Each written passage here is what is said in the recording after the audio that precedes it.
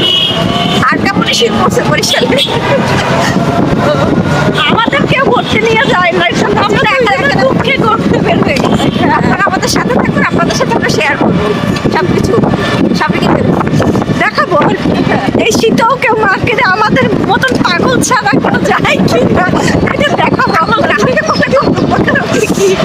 রোদ 3-4টা পড়ছি, তারপর শীত কমে না।